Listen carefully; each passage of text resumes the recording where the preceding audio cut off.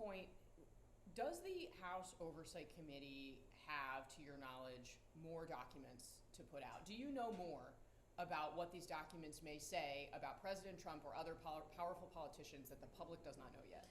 Yeah, there's still more that committee staff is going through and determining what needs to be redacted before the release. And then we always consult with leadership on the Republican side as well before any drops are made public.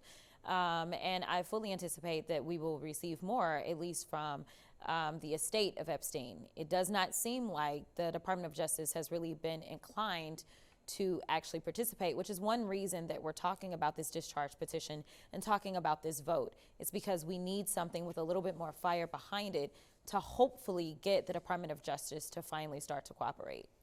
Why is it that Epstein's estate, I mean, Todd Blanche, the president's deputy attorney general now, he wrote this morning that when he went to interview Ghislaine Maxwell, quite a moment, that law enforcement didn't have the materials that Epstein's estate hid for years and only just provided to Congress. Why is he saying this now, and why is the estate talking to Congress if not to the... Have you ever heard of CYA? That's exactly what we've got going on. And it was interesting because you made a Freudian slip. You said the president's attorney. You're right. That's who he is. Former personal That's who he is, though. Like, I'm sticking with it. I get what you got to say. But at the end of the day, that's what he's been trying to do. He's been trying to do Trump's bidding. He has not been acting like anyone's attorney general. And we know that when it comes down to whether you're the deputy or whether you are, say, Pam Bondi, the actual AG, you are supposed to be the people's attorney. But she has decided that she wants to neglect the people and do whatever it is that Trump wants her to do, along with Todd Blanche. So here it is. He's like, well, I didn't have all the information. Well, sir, did you try to get the rest of the information? Do we know for sure that the Department of Justice didn't have this information? And if they didn't have this information, do we know whether or not they actually deleted this information?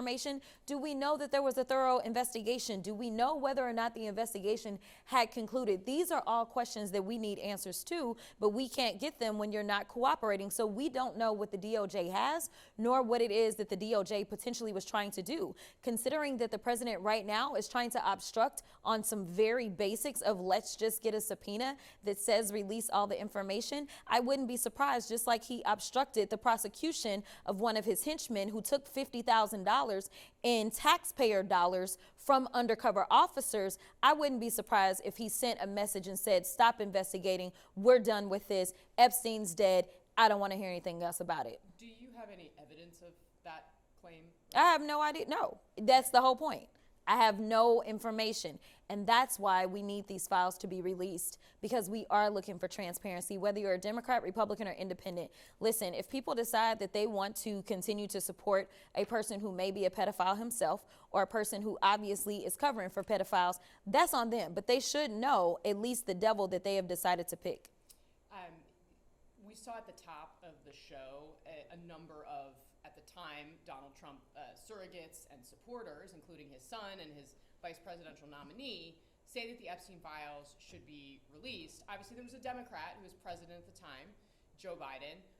Why were Democrats not louder at that time about this release? So a couple of things. Number one, you had pending litigation. So we're not the ones that went out making some campaign promises. In fact, the vast majority of Democrats had been campaigning on things such as affordability. I know that Kamala Harris had an actual plan so that people wouldn't necessarily be stuck in a mortgage for 50 years, but instead she wanted to make sure that they could have $25,000 down payment so that they can move into homes and make life overall more affordable. So we were focused on the bread and butter issues. This was a campaign issue of his. But while there was pending litigation, if you look at when Maxwell was finally convicted, and honestly, she just finished probably one of her last appeals here recently, you are not usually in the middle of an active case and then you say, oh yes, we're going to release everything. That's not how that goes. So she was prosecuted under the Biden-Harris administration. So no, this was not something to do at that point in time.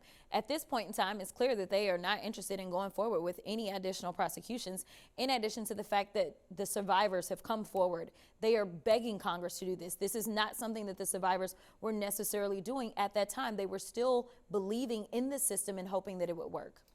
What's your sense, the survivors obviously have been on Capitol Hill, and of course many of them endured just horrific things. they have said it should not be on them to provide a list Yes. of the people that they encountered. Yes.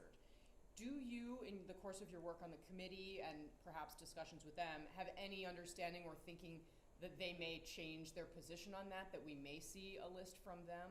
I don't think so. Let me tell you something. There's been recent reporting where MAGA seems to be upset because I have to pay for security. I'm actually upset that I have to pay for security as well. The threats that come with being on the other side of this president are significant and serious. And so when you have a list of women and they are the ones that are making these claims, for anybody that doesn't want to believe the truth, then they will start to go after them. They will start to threaten their families. It would be better if we had the contemporaneous reports from law enforcement where they called in at those moments and gave the reports of what was happening. It's kind of like the birthday letter that he wants to pretend is a hoax. That was a contemporaneous writing at that time. This was not produced in real time, and they don't want it to be seen as partisan or political.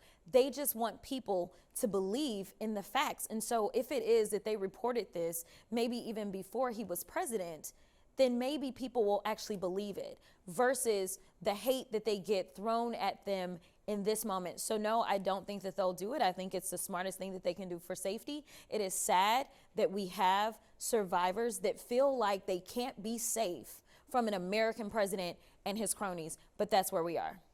While you're here, I also want to ask you about some of the other political stories that have been unfolding on the Hill. Obviously,